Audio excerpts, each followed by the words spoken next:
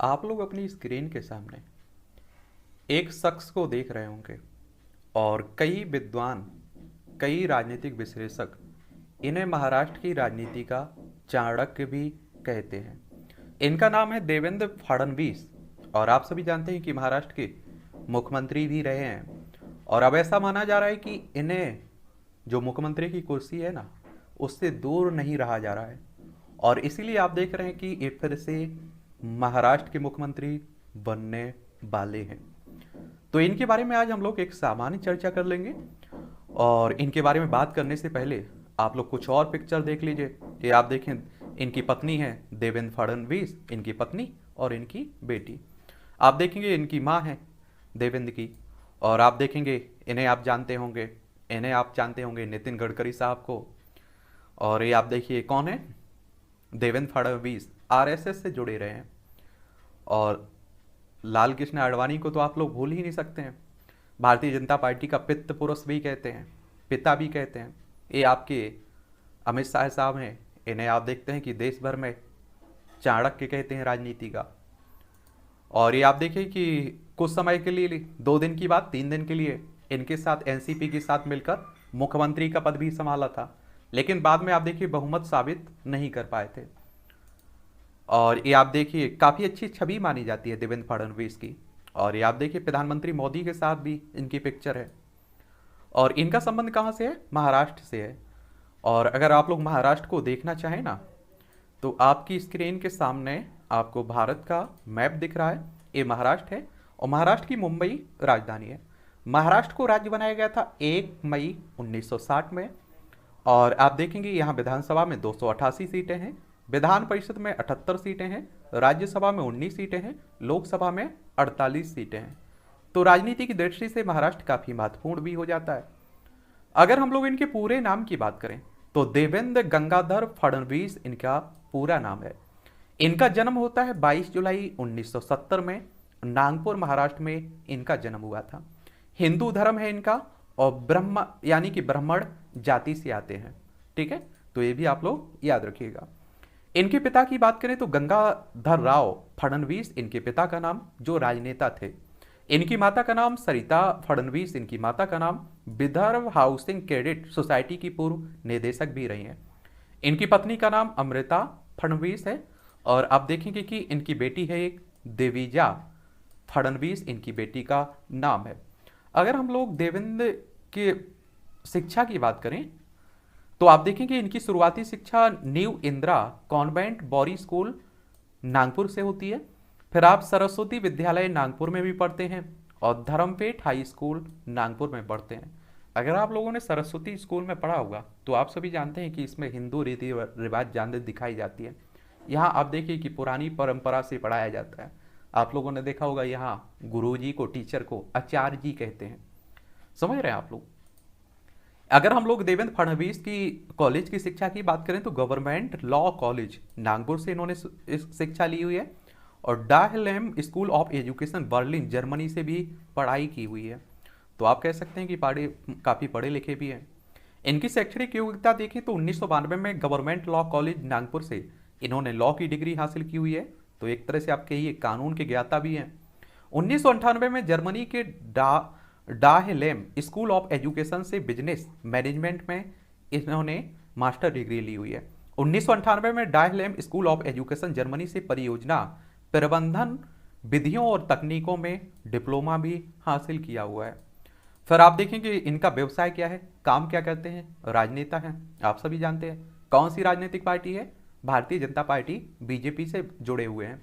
और भाजपा की बात करें तो 1980 में इसकी स्थापना हुई थी भारतीय जनता पार्टी की। अगर हम लोग देवेंद्र फडणवीस की राजनीतिक यात्रा की बात करें तो आप देखेंगे 1990 के दशक के मध्य में फडणवीस एबीपी में शामिल हो जाते हैं। और एबीपी आप सभी जानते हैं कि भारतीय जनता पार्टी की एक शाखा के रूप में इसे आप लोग मानते हैं। क्या मानते हैं? ये अखिल भारतीय विद्यार्थी परिषद की बात हो रही है। और आप देखेंगे 9 जुलाई 1949 में इसकी स्थापना हुई थी एबीपी की। तो ये भी आप लोग मुंबई में इसका आपको हेडक्वार्टर देखने को मिलेगा। 1989 में उन्होंने भारतीय जनता युवा मोर्चा के वार्ड अध्यक्ष के रूप में कार्य किया। फिर आप देखेंगे 1990 में उन्होंने नागपुर में भाजपा कार्यालय का प्रमुख नियुक्त किया गया। और 1992 में उन्होंने नागपुर में अपना पहला रामनगर जिला नगर पालिका चुनाव लड़ा और जीता भी। 1992 में 22 वर्ष की आयु में उन्होंने नागपुर नगर निगम के सबसे कम उम्र के पार्षद के रूप में चुना गया था। 1994 में भाजपा ने उन्हें राज्य का उपाध्यक्ष नियुक्त किया था और 1997 में वे नागपुर के मेयर चुने गए। 1999 में पहली बार पश्चिमी नागपुर सीट से महाराष्ट्र राज्य विधानसभा के लिए चुने गए। और आप सभी जानते हैं कि अगर आपको विधायक बनना होता है, विधानसभा सदस्य बनना होता है, तो आपकी उम्र कम से कम 25 साल होनी चाहिए और अधिकतर कोई उम्र नहीं रखी गई है। और विधायक का चुनाव डायरेक्ट जनता के द्वारा होता है और आपकी उम्र अगर 18 साल हो चुकी होगी तो आपका वोटर सूची में नाम भी जुड़ चुका होगा, आप लोग वोट डालने भी जाते होंगे। 2001 में उन्हें भाजपा का राष्ट्रीय उपाध्यक्ष नियुक्त किया गया। 2004 में वे नागपुर पश्चिमी सीट से विधायक के रूप में फिर से चुने जाते हैं। 2009 में वे नवगठित नागपुर दक्षिण पश्चिम सीट से विधायक चुने जाते हैं। 2014 में उन्हें महाराष्ट्र विधायक दल के नेता के रूप में चुना गया था और अक्टूबर 2014 में फडणवीस को महाराष्ट्र के 18वें मुख्यमंत्री के रूप में नियुक्त किया गया था। 2019 में आप देखेंगे फिर से महाराष्ट्र में विधानसभा चुनाव हुए थे और दक्षिण पश्चिम नागपुर सीट से इन्होंने चुनाव जीता था और 2019 में एनसीपी नेता अजीत पवार के साथ इन्होंने गठबंधन करने के बावजूद विधानसभा में बहुमत साबित करने में विफल रहने के कारण शपथ लेने की 3 दिन बाद उन्होंने मुख्यमंत्री पद से इस्तीफा दे दिया था। फिर आप देखेंगे 2019 में महाराष्ट्र विधानसभा में विपक्ष का नेता चुना गया और अभी तक, आज तक की बात कर रहा हूं, अभी तक ये विपक्ष के नेता हैं। लेकिन कल क्या होगा ये कह पाना बड़ा मुश्किल है, आप सभी लोग देख भी रहे हैं। और आगे इनकी राजनीतिक यात्रा क्या रहती है, इसके लिए सबसे अच्छी बात होती है कि आप लोग न्यूज़पेपर पढ़ते रहा करिएगा। और वैसे भी आजकल आप देख रहे हैं कि सोशल मीडिया पर एक्टिव हैं, तो मुझे लगता है कि आपके पास पूरी जानकारी रहती है।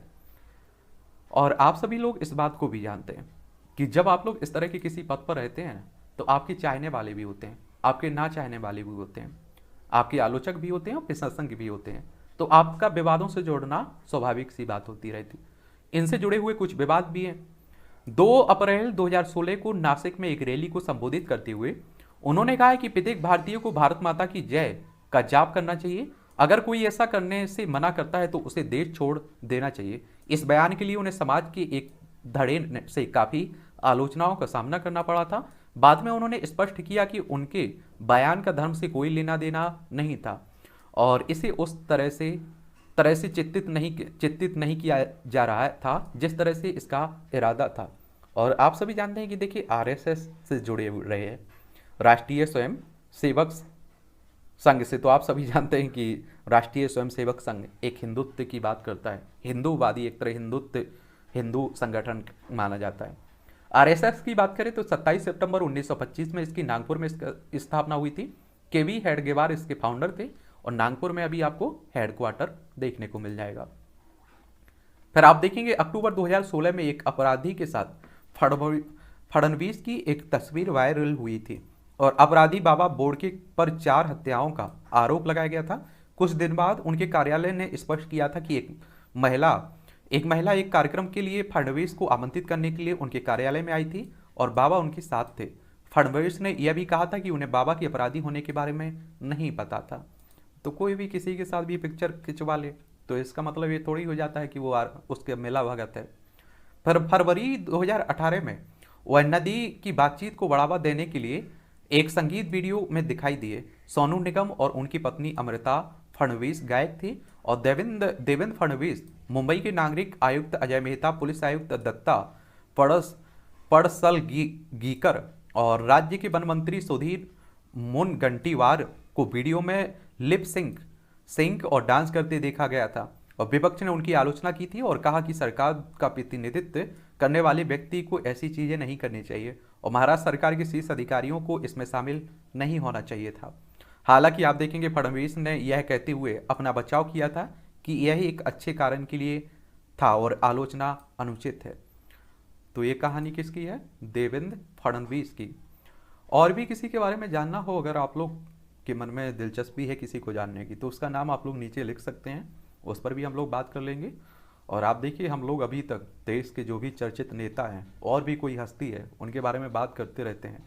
बायोग्राफी के नाम से प्लेलिस्ट सूची बनी हुई है, उसमें जाएंगे तो आप लोगों को सभी के बारे में जानकारी मिल जाएगी। ठीक है।